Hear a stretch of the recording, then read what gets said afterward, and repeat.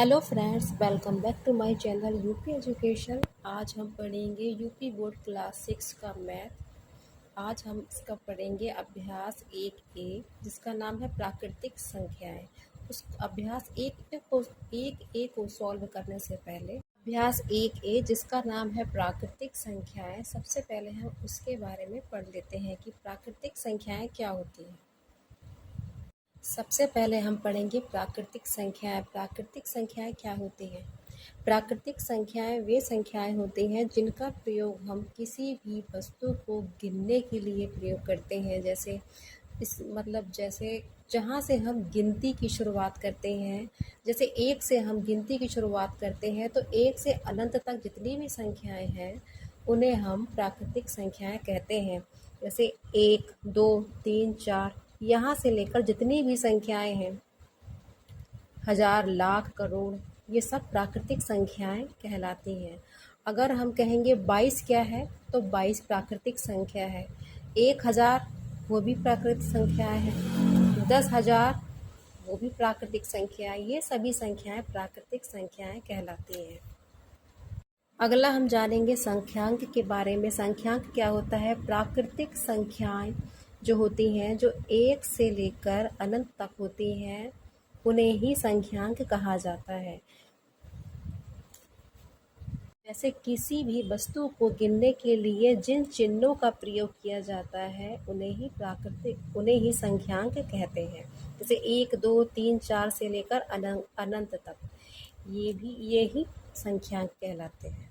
अभ्यास 1A को हल करने से पहले हम उन सभी चीज़ों को समझ लेंगे जो अभ्यास 1A को हल करने में हमारी मदद करेगी।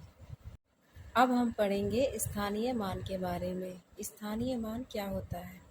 स्थानीय मान का अर्थ होता है किसी भी अंक का वह स्थान जो उसका मान बताता है।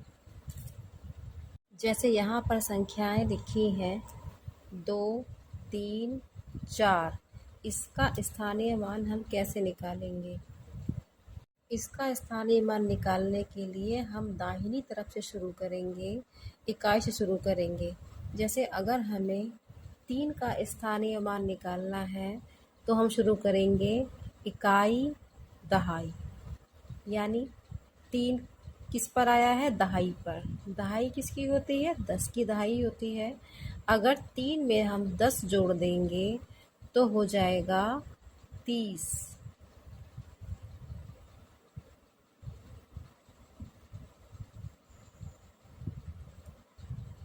30 हो जाएगा। इसको इस तरीके से भी समझ सकते हैं, जैसे अगर हमें 2 का स्थानीय मान निकालना है तो हम ये देखेंगे कि 2 के बाद कितनी संख्याएं लिखी हैं।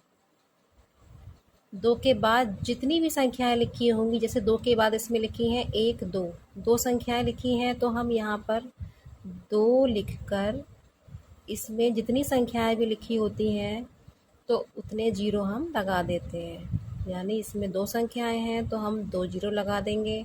और हम ये भी देख लेंगे ये किस स्थान पर है। इकाई, दहाई, सैकड़ा, यानी 2 है सैकड़े के स्थान पर।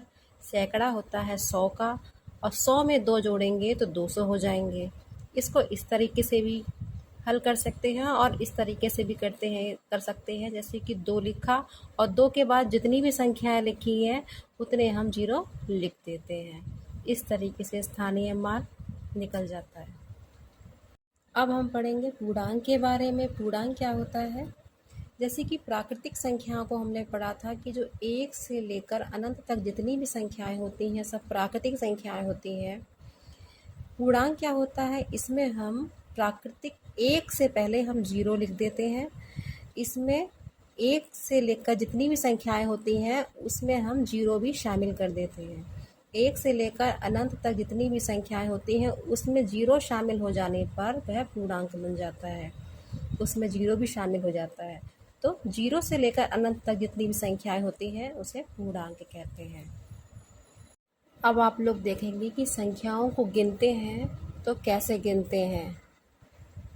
चलिए शुरू करते हैं। सबसे पहले हम इसे लिखते हैं दाहिनी तरफ से। सबसे पहले हम लिखेंगे इकाई।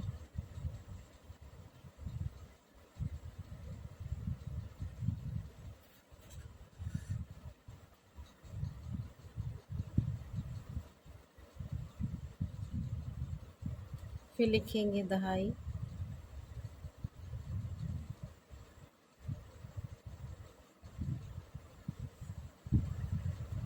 सैकड़ा।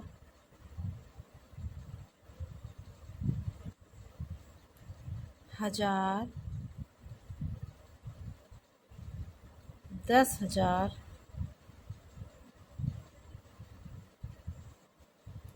लाख। 10,00,000।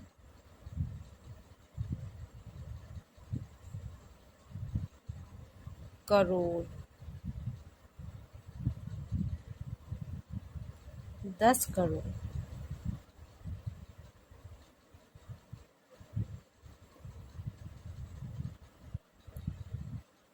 अब हम अपनी तरफ से इसमें अंकों को लिख देते हैं।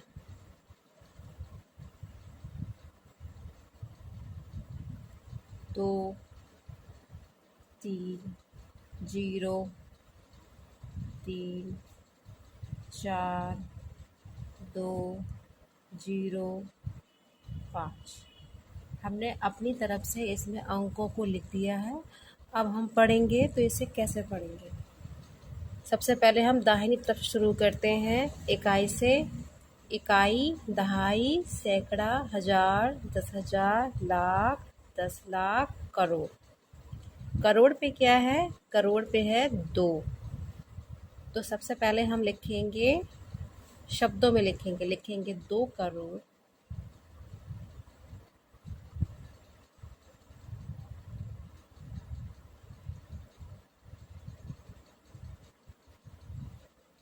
जब 10 दो बार आ जाता है तो हम दो संख्याओं को एक साथ पढ़ते हैं। जैसे कि इधर ये 10 है, 10,00,000,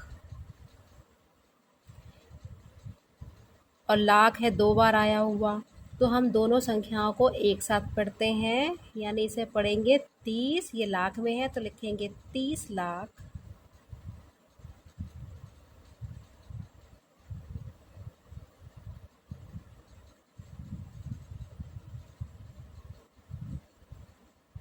अब क्या है? अब 3 पर है, फिर से यहाँ पर 10 आया, तो हम दोनों संख्याओं को फिर से एक साथ पढ़ते हैं। और ये हजार में है तो हम पढ़ेंगे 34,000।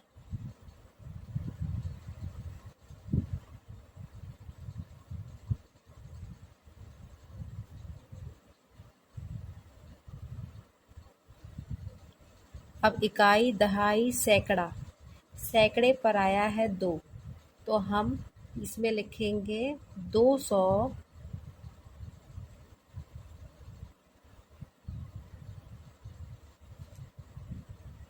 दहाई पर 0 है, यहाँ पर कोई संख्या नहीं है तो इसे नहीं पढ़ेंगे। फिर इकाई पर आया है 5, तो हम लिखेंगे केवल 5। इस तरीके से हमने इसे शब्दों में लिख दिया है। अगर हम इसे अंकों में लिखना चाहेंगे तो इसी तरीके से हम इसे अंकों में भी लिख देंगे। इसी तरीके से आप संख्याओं को शब्दों में भी लिख सकते हैं आसानी से, और अंकों में भी लिख सकते हैं। अब हम शुरू करेंगे अभ्यास 1A। आइए हम पढ़ते हैं अभ्यास 1A का पहला प्रश्न। इसका पहला प्रश्न है, निम्नांकित संख्याओं को संख्यांकों में व्यक्त कीजिए। संख्यांक हम पहले भी पढ़ चुके हैं। संख्यांक क्या होते हैं? संख्यांक हमने पढ़ा था, प्राकृतिक संख्याओं को भी संख्यांक कहते हैं। जैसे 1, 2, 3, 4, 1 से लेकर अनंत तक की संख्याएं संख्यांक भी कहलाती हैं और प्राकृतिक संख्याएं भी कहलाती हैं। उन्हीं को हम संख्यांक कहते हैं। इसमें दिया गया है शब्दों में। पहले दिया है, इसमें हिंदी में लिखा है शब्दों में 427। इन्हें अंकों में हमें लिखना है। तो कैसे लिखेंगे? इन संख्याओं को अंकों में लिखने के लिए सबसे पहले हम लिख लेंगे इकाई, दहाई, सैकड़ा। चलिए लिख लेते हैं। सबसे पहले हम लिखेंगे इकाई, फिर लिखेंगे दहाई, सैकड़ा, हजार, 10,000।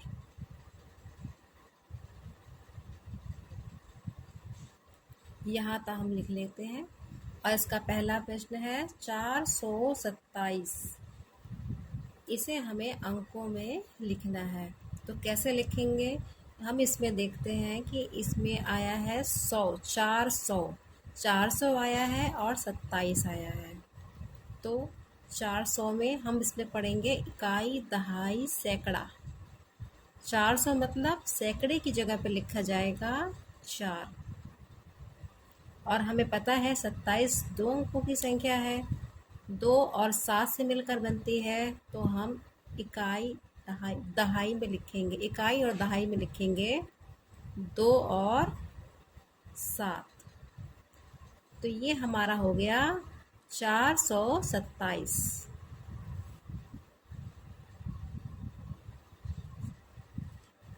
दूसरा है 3,501। अब हम इसमें देखेंगे कि दूसरे प्रश्न में आया है 1000, 3,000। 3,000 आया है, 10,000 नहीं। 3,000 में ये 1000 तक आएगा। 10,000 में 2 संख्याएं आती हैं और 1000 में केवल एक संख्या आती है। 1 से 9 तक एक संख्या होगी और 9 के बाद 2 संख्याएं हो जाती है। तो इसमें आया है केवल 3,000, जो यहाँ तक आएगा। तो हम लिखेंगे सबसे पहले 3,000, 1000 की जगह पर लिखेंगे हम 3। फिर लिखेंगे 501। तो 100 सैकड़े की जगह पर लिखेंगे हम 5। और दहाई की जगह पर हम 1 नहीं लिखेंगे, 1 लिखेंगे हम इकाई की जगह पर। और यहाँ पे कोई संख्या नहीं है तो यहाँ पे हम लिख देंगे 0। हमारा ये हो गया है 3,501। ये हमारा आंसर होगा। इसे हम लिख देते हैं। अब अगला है 115। अब इसे हम कैसे लिखेंगे? 100, इसमें भी 100 आया है तो इसे भी सैकड़े से शुरू करेंगे। 100 यानी सैकड़े की जगह पर हम लिखेंगे 1। 100 सैकड़े की जगह पर हमने लिखा 1। अब ये हो गया 100। और हमें पता है 15 में 2 संख्या होती हैं, तो वो हम लिखेंगे इकाई, दहाई में। 15 लिखेंगे हम, दहाई की जगह पर लिखेंगे 1 और इकाई की जगह पर लिखेंगे 5। ये हमारा हो गया है 115। इसी तरीके से हम बहुत आसानी से शब्दों में लिखे गए वाक्य को अंकों में लिख सकते हैं। अगला प्रश्न है 79,029। अब हम ये देखते हैं, इसमें भी 1000 आया है लेकिन आया है 79,000। 79 में एक संख्या नहीं होती है। 79 7 और 9 मिलकर 79 बनते हैं, यानी इसमें 2 संख्याएं हैं। तो ये आएगा 10,000 में। तो 10,000 में इसमें 1000 2 बार आया है। तो जहाँ पर 10,000, जहाँ पे 2 संख्याएं होती हैं उसे 10,000 में लिखते हैं। और 10,000 में पूरी दोनों संख्या नहीं लिखते हैं। जहाँ पर 1000 2 बार आया होता है उसमें अलग अलग संख्या कर कर लिखते हैं। जैसे 10,000 की जगह पर हम लिखेंगे 7 और 1000 की जगह पे लिखेंगे 9। ये हो गया 79,000। अब है 29। सैकड़े की जगह पर कुछ नहीं दे रखा है तो इसे ऐसे छोड़ेंगे। और 29 आता है 2 संख्याओं में, तो 29 को लिखेंगे हम इकाई, दहाई में 2 और 9। 29 हो गया। सैकड़े में इन्होंने कुछ नहीं दिया है तो हम सैकड़े की जगह लिखेंगे 0। अब ये हमारा पूरा हो गया है 79,029, इस तरीके से लिखा जाएगा। चलिए लिखते हैं, इसका आंसर होगा 79,79,029, 79,029। इस तरीके से हम सभी शब्दों में दिए गए प्रश्न को अंकों में लिख सकते हैं बहुत ही आसानी से। वीडियो यहीं पर समाप्त होता है। आगे की एक्सरसाइज हल करने के लिए हम इसका पार्ट 2 देखेंगे। वीडियो पूरा देखने के लिए थैंक्स फॉर वॉचिंग। और वीडियो अच्छा लगा हो तो वीडियो को लाइक कीजिएगा, चैनल को सब्सक्राइब कीजिएगा। वीडियो पूरा देखने के लिए धन्यवाद।